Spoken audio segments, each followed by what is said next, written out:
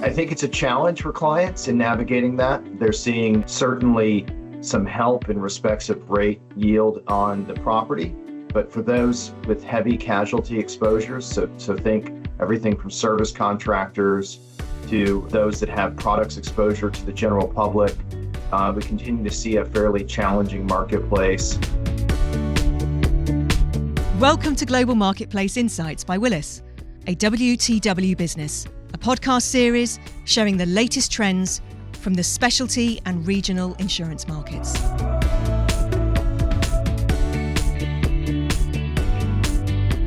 Hello and welcome back to the Marketplace Insight podcast series, where we're discussing the current state of the market for natural resources. I'm Rupert Mackenzie, Global Head of Willis Natural Resources, and I'm delighted to be joined today by Will Fremlin-Key, Global Head of Mining, and our North American leader, Bill Helander. Welcome to both of you. Great to be here. Thanks, Rupert. Thank you. Now, for those of you who are new to the industry or perhaps haven't heard our marketplace update before, natural resources at Willis stretches across upstream, midstream and downstream oil and gas, petrochemicals, mining and metals, power and utilities, as well as renewable energy. So thinking globally about all of these areas gives us a huge amount to discuss, probably more than we can fit into one podcast episode. This podcast follows the launch of our recent mining risk review. If you would like to read the full review, please head over to our website where you will find it. So before we get into the mining risk review, I think Bill and I are just going to touch briefly on what we're seeing in the global insurance markets for natural resource companies, and then dive into some of the specific peculiarities of the North American market. Bill, so generally we're seeing a huge softening in rates. This is we're shifting back to a buyer's market rather than a market that favors insurers. And that's fantastic news for our clients and risk buyers. Do you want to just give us a little bit as to what's driving that and how you see it, the market developing over the next 6 months? And then we'll get into some of the specifics for the North American market. Absolutely. Thanks, Rupert. I think just to piggyback on your comment, absolutely, we're seeing a buyer's market in the property world, which really began probably a little over a year ago and has continued throughout 2025. And as probably folks have noticed, it's been a very quiet hurricane season in the United States. I read a statistic that it's one of the lowest since 1950. And so I think a lot of us are interested to see what impact that might have, not only in the direct property market for wind, but also in reinsurance rates that'll promulgate in the first quarter of 2026. So I think it's safe to say we're optimistic our clients will see the market turn the corner into 2026, still in a very much a soft position, yielding rate again for the buyers. I think there is a dichotomy in the market, certainly in the United States, in respects to property and liability. We continue to see a challenging marketplace for liability with a few glimmers of hope coming in the form of new capacity, or to some extent, some of the relaxing of some of the previous tightening of capacity and constraints. But overall, it's still a very challenging market in which many clients are seeing high single to low double-digit increases on things like auto, lead umbrella, and excess liability. It remains also challenging. We're seeing competitive rates on workers' compensation broadly, and a fairly stable general liability market, with the exception of a few specific kind of subsegments within our industries. So I think it's a challenge for clients in navigating that. They're seeing certainly some help in respects of rate yield on the property, but for those with heavy casualty exposures, so think everything from service contractors to those that have products exposure to the general public, we continue to see a fairly challenging marketplace in which insurers are imposing some form of self-insurance in terms of retentions or deductibles, or pretty significant rate increases as they cascade up the liability tower. So it's not without challenges for a lot of our clients. Bill, is there any sign yet that there will be any new entrants coming into that casualty space? I mean, are people going to start taking advantage of the potentially better returns they can get from a premium perspective? As you look into 2026, do we think there's going to be some new players? I think there will be, and I think we've seen some bits of that come into the market. We've seen former AIG underwriter open a desk at Sampo to target upstream liability. We've seen some new MGAs step in to provide some capacity as well. And I would say, working with our London colleagues, we've seen some softening in the London market. Part of that being driven by the proverbial game of underwriting musical chairs, of folks moving from place to place. So I do think there are some moments and some spots of positive capacity movement after at least 3 or 4 years of capacity contraction. So I think we're somewhat optimistic about that. I think the challenge remains, especially for certain clients in the first $10 to $25 million of liability in getting, probably enough people interested to really drive competition there. But I think, one of the questions I always ask an underwriter is relative to their auto rate 5 or 6 years ago, where are they today? And I think generally the answer is somewhere between 3 to 4-fold. So you've got to think we're going to be getting to that tipping point where there is underlying rate adequacy in a lot of these primary and maybe even lead umbrella lines. And I think once we see that, we'll start to see more stabilization in the market and hopefully more capacity come back in to drive competition in the future. Fantastic. And Bill, from a property damage perspective, what are we seeing on US and Canadian risks? Obviously, there's not been any significant Nat Cat so far this year, but there have been some quite large industry losses. Have they had any impact on rating? It varies by class, and I think depending on kind of the exposures involved, there is some variation in respects of rate decrease that our clients are seeing. But it's not uncommon to see low double-digit rate increases, high single-digit on tougher classes. Remains a pretty competitive marketplace across the board, especially those that engineer well, those that underwriters want to participate in. More challenging if there's kind of outstanding issues around either engineering dynamics or, for that matter, around valuation or loss modeling. So I think there is a somewhat of a spectrum of kind of that softening, if you will, in the marketplace from specific asset to the next. Wind loads can have obviously an impact depending on what degree they need to buy capacity for named windstorm. We still have seen a number of operational losses that have impacted the market, but not manifested themselves directly into something I would call a broader scale rate change. So I think once again we're kind of, to some extent, waiting to see as we wrap up kind of hurricane season over the next 30 days, what will happen. It seems to be a continued trend of the storms, fewer storms developing in the Gulf, and those that do kind of do a pretty hard right turn into the middle of the Atlantic and away from kind of coastal landfall, which is obviously a good thing in respects of driving underlying rate in 2026. So certainly there are some challenges in the marketplace. We've seen a couple losses pop up that have probably made us hold our breath a bit as to what kind of impact it might have on underwriting discipline, but nothing's manifested itself into what I would call an overall market change. And we don't see that on the immediate horizon, barring some other kind of larger industry event or a specific kind of change in singular losses in the broader kind of energy market. Yeah, and I think that aligns very, very closely with what we're seeing around the rest of the world. There's obviously been some loss activity, but I don't think at this stage enough to change the trajectory of the marketplace. And I think it's been interesting looking at the sort of global picture. There's been an incredible amount of competition in the marketplace, both within the broking community and also within the underwriting fraternity to secure market share. So lots of people looking at some of the larger regional insurance opportunities, large national oil companies or large regional power utilities, and being prepared to offer very aggressive pricing to secure those opportunities. And I think we're at the stage where, as we get to the close of each quarter, we're seeing a huge amount of focus by markets to ensure that they secure their quarterly budgets.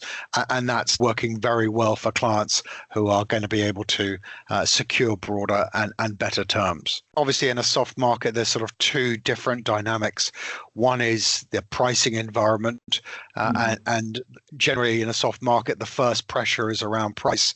Once people have pushed hard on price through a renewal cycle, the next pressure then comes on coverage. Are we beginning to see clients looking to broaden their coverage, change their underlying deductible structures or their coverage?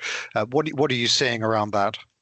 I think we are, Rupert. I do think that, in kind of that willingness to compete for spots on large programs, we're seeing people evaluate everything from waiting periods to deductibles to margin clauses, things that were underwriters had spent a lot of hard yards, if you will, in the field trying to pitch, making this a little bit more global nomenclature, trying to kind of push clients to tighter constraints within the policies in respects of retentions or in respects of ultimate limit provided for certain loss events. And I think a lot of that came out of the challenges around valuation and modeling for business interruption and whatnot coming out of the pandemic. But I think we're starting to see that tip in the favor of clients where they're able to effectively buy down with little cost to no cost some of those impositions put on them by underwriters over the past 5 years in the hardening market cycle. So I think that'll continue to be a lever for both insurers and clients to pull as they negotiate terms. That's something that's certainly on the table, if you will, in respects of negotiation. So I do think you'll see people push that. And that may also be something that is an easier concession to give in 2026, as I'm sure underwriters will be under pressure to hold back what they've given over the past year or so, as their management gets more and more concerned about the amount of rate that has gone out the window, so to speak, in respects of their models. So I think that's something clients should push on, and we're obviously using a lot of interesting and proprietary data and analytics to look at modeling, to look at how we try to help our clients understand what their exposures are, both on a retained basis and a transferred basis, to find out if there's an opportunity for arbitrage within that. It's something that I think if a client's well prepared for renewal with good data, good modeling, they're in the best position to understand that dynamic between passing some of that on to insurers versus maybe continuing to retain that in the cost dynamics. I think it's an interesting opportunity, and I've got a personal kind of pet theory that we may see more of that in 26 than necessarily just hard push on pure rate alone.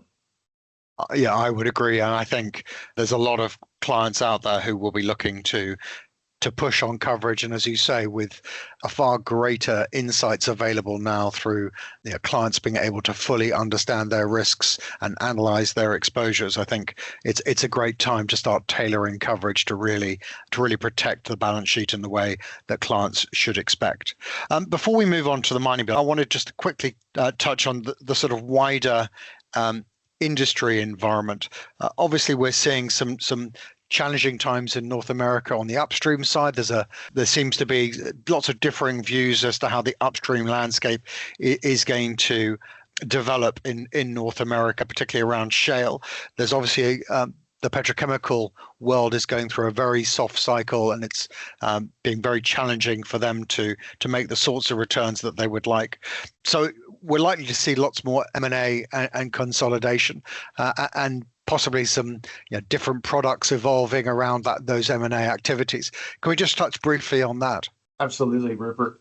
And I think that's a continued trend. I think, obviously the broader energy transition and some of the political winds that were blowing in the previous administration, I think put some pressure on a lot of the upstream players to consider the importance of scale in this marketplace and ensuring that they have kind of the benefit of that scale and leverage and how they are able to effectively run their business at a lower cost to prepare for some of the challenges in the commodity price environments. I think we've seen a resurgence in that mentality, driven especially as kind of gas prices dipped below $3, I think that sent a tough signal to those that in the upstream community that felt the kind of boom of electricity need for AI and the data centers would propel and kind of buoy natural gas prices, certainly in North America. But I think that helped probably shape some of the immediate kind of financial trajectory for some of the oil and gas firms in respects of how they're looking at costs. And I think there's obviously a lot of advancement in terms of technology and how SCADA systems and even AI can help them run their businesses more efficiently with less human interaction, eliminating the proverbial kind of milk run of pumpers or gaugers that might be going around the field to maybe a little bit of a more clever way of doing that more efficiently.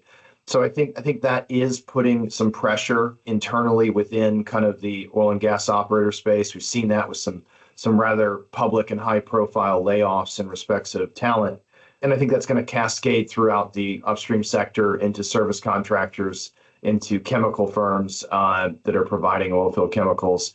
And then in turn, if historical cycles will portend kind of the future of that, it'll also hit midstream as well. So I think we're very cognizant of some of the challenges from a cost perspective that our clients are trying to navigate, ensuring that we're proactively approaching insurance renewals. And when you look at things like service contractors, it's often the second or third highest cost of goods sold on their income statement. So understanding how insurance works in conjunction with their financial objectives is really important. And I do think you'll see continued M&A. Obviously, if there's pressure in respects of prices, day rates, whatever it may be, there is a benefit often to having some scale to weather that. So I think that will potentially accelerate into the fourth quarter of 25 and 26 and beyond, especially if interest rates are lower than they have been over the past year and a half or so. I think obviously that'll make the cost to finance some of those transactions more favorable to strategics and equity sponsors alike. So I do think we'll see continued consolidation. And with that consolidation, we also may see certain business lines spun off from larger strategic buyers. As a process of that, we're probably in a more favorable kind of anti-competitive, antitrust environment than we were previously. So I wouldn't be surprised if people try to ultimately put big deals together, in this marketplace. And I think it's something that we're trying to think about proactively. What are the risks of those transactions? We recently did one of the largest public-to-public reps and warranties placement in the marketplace, which is something that probably 5 years ago wouldn't have been done. And part of that is, I think, the kind of advancement and adoption of that product specifically into a more modern context of how it can benefit a transaction. And so that's neat and exciting for us to be working at the kind of vanguard of where M&A is going within energy. So we're interested in watching that very closely and continuing to hopefully innovate products to help around that. Simultaneously, we do have an eye on, unfortunately, probably some special situations opportunities that will come out of distressed companies. We're seeing that to some extent in the renewable space and trying to help target that with a lot of the lessons that we learned from some of the commodity downturns, not only in 2015, but again during COVID, and understanding how those products can protect not only the management teams, throughout restructuring processes, but also address sometimes important but esoteric, issues like fraudulent conveyance. So I think there's a lot going on, as there always is, it seems. And I think we're trying to make sure that we're proactively addressing the risks that come out of that change. And with change, there are always risks. And so making sure that we premeditate what those issues are and continue to bring tailored solutions to address those is really important in this marketplace. Absolutely. I think innovation is key. And you and your team have been at the vanguard of that this year, with solutions like Tariff Guard and others, which have really taken the market by storm and have been incredibly useful for clients. I'm conscious of time, so thank you, Bill. That was fantastic, as always, to hear from you. Let's move across to the mining market. And there's a lot going on, a lot to digest in the mining world as well. We're obviously seeing an incredible materials transition electrification as part of the broader energy transition. We're seeing incredibly high commodity prices at the moment, particularly for copper and gold, and also from an insurance perspective, property and business interruption rates soften dramatically across the marketplace at a time when exposures are actually increasing. So Will, love you to delve into this a little deeper for us and just tell us a little bit more about what you're seeing across the marketplace and some of the challenges that you and your clients are having to navigate. Yeah, thanks, Rupert. Yeah, I mean, as you mentioned, there's a hell of a lot going on in the industry at the moment. And I think, one of the kind of key sort of flavors at the moment is M&A. Seeing some mega deals announced between major miners. A lot of that is around the hunt for copper. Yeah, outside of M&A and there's divestment that's sort of alongside that as well. There's nationalism. There's a lot of political risk out there in some of the jurisdictions in which clients' files are operating.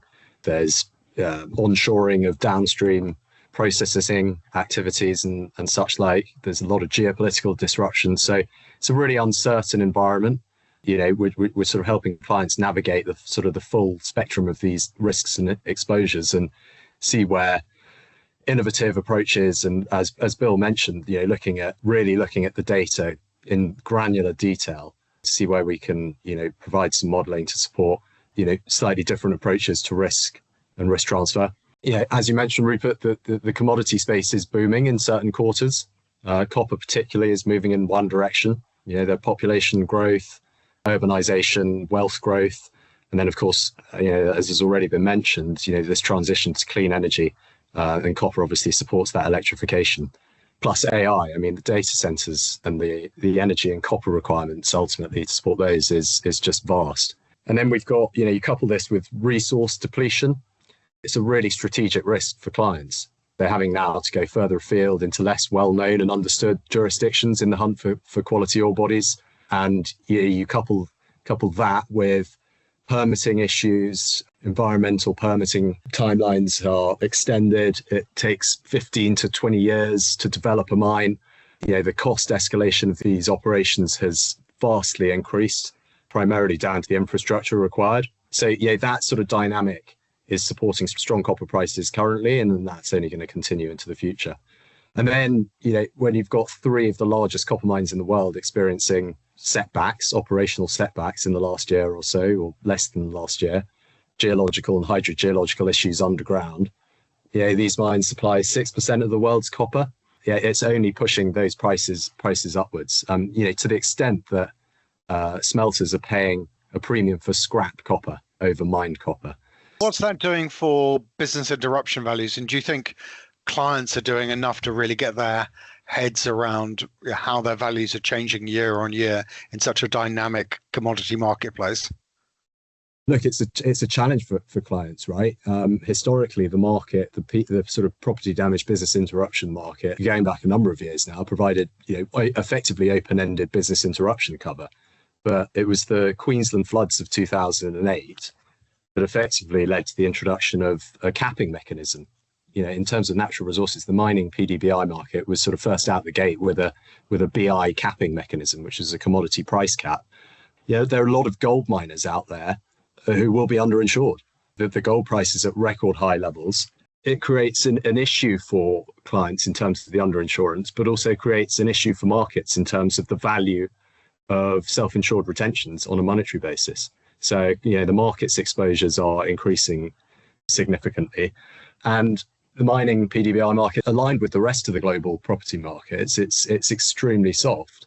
And we don't really see that trend changing, actually. I think probably going to get worse for the market into next year.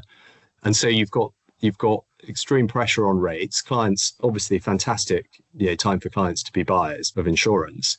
You've got this pressure on rates and you've got this exposure base increase. And so the risk adjusted rate these markets are getting is significantly less than perhaps what they believe is adequate. So potentially that's storing up some volatility for the future. Obviously, in certain parts of the world, we're seeing a slight shift in the narrative around ESG. I wouldn't say it's a dramatic shift, but the nuance has shifted slightly. Has that led to a greater appetite from insurers to be underwriting mining risks? And is that driving a little bit more of the competition and hence the soft market conditions? I don't think it's playing a major role, but I think, when you look at certain commodities, so thermal coal was really, clients in that space really bore the brunt of the ESG positioning that markets were taking. Some of those binary positions have not been rolled back, and I don't expect they will be rolled back, but it's certainly opening relaxation in terms of ESG from an insurer's perspective, is opening the doors to maybe a little bit more capacity for clients. And that's driving some of the competition. I mean, you can see that from a Lloyd's of London perspective, the narrative has changed a little bit. And I think that's positive for clients. Taking a binary view doesn't really give clients the opportunity to position themselves for the future. And having a more open-minded approach from your insurance partners is certainly going to be helpful for those clients that are on a transition pathway or are looking to support the transition in some way. In terms of the business interruption space, it really is a major component in how we're looking to innovate in terms of products and solutions. The extreme volatility in the precious metals market and the underinsurance that I mentioned earlier. What we're looking to do is build some solutions around automatic policy coverage increases and limits and so on and so forth. Historically, clients, if they have a capped exposure base, they would have to come and redeclare. We're looking at ways that we can remove that onus and that burden on them. That's going to be something that develops over the course of the next 6 months. I'm sure we'll see those sorts of solutions come into place as markets compete to remain on the best programs, right? They're going to have to think more broadly around coverage. It's a great time for the clients and the brokers to get together and really work out what are the key areas of risk that any given client wants to look to transfer. Fantastic. And in terms of mining activity, has there been any changes? Where are you seeing the most focus for new ore bodies? Is this still very heavily focused in Africa and some parts of South America? Where are you seeing that? Yeah, I think that it depends to a certain extent on the commodity, but we've seen the global kind of mega miner scramble for copper assets in Latin America. We're seeing recent regime change in Argentina has brought about a more favorable approach to foreign investment in the country. So I think the expectation and the hope is that Argentina, which, let's not forget, Argentina and Chile share a border. The ore body runs along that border. So there's massive opportunity in consolidation and M&A activity to get their hands on more copper assets doesn't actually create more copper. Of course, there are operational synergies, but what I think the industry needs to be doing is spending a lot more time in terms of exploration and development and looking at permitting and how those lead times can be brought forward to develop these assets quickly, because we're running towards a copper deficit. So I've slightly gone off point there, Rupert, but yeah. So Latin America is pretty important. We're seeing a fair amount of development in Africa. West Africa has become a very tricky jurisdiction lately. There's quite a bit of nationalistic behaviour. We've seen nationalism in Guinea, in Mali, and other parts of West Africa, not to mention Niger. So it's a difficult jurisdiction. A lot of the private equity houses which back some of these junior exploration and mid-tier miners are steering clear of certain West African jurisdictions. There's an opportunity for Africa, but I think it's the way in which they approach that opportunity will determine how successful they are in developing those resources. We've been sort of focused on the macro picture and also what we're seeing in the property and business interruption space. Do you want to touch just on what you're seeing around mining casualty or mining third-party liability? Have there been any more tailings events? That's normally one of the greatest contributors to the casualty losses in the mining space. There haven't been any large-scale market tailings type losses. I think the general mining industry trends towards adoption and ultimately the idea is conformance with the global industry standard on tailings management has given insurers across various lines of business increased comfort with miners' management of that these facilities of the risk these facilities present. So I think there's certainly more willingness from the insurance market and the liability insurance market to consider perhaps programs or coverages that they were less comfortable with in the past. So there's a competitive environment in the international casualty space for mining risks. I think, when you look at the US is in a different part of the cycle at the moment. Some of that is down to some of the issues that Bill mentioned earlier, in particular the auto situation and social inflation. And so you're seeing quite a lot of these sort of nuclear judgments and verdicts on liability claims. But from an international mining liability standpoint, it's a fairly healthy market at the moment. There's been profitability for the sort of, let's call it the Lloyd's wholesale market in the last couple of years. And there's additional competition, and ultimately it's all the competition that will drive the rating and coverage environment. Well, thank you, Will and Bill. Thank you both so much for your contribution to this episode of the Marketplace Insight podcast. We've got a lot going on in the marketplace. Generally, it's a fantastic moment for buyers to really be digging into their exposures and aggressively trying to improve their terms and conditions. Thanks again, and we'll look forward to hearing from you on our next Willis Natural Resources podcast channel, The Risk Circuit. Thanks for listening in.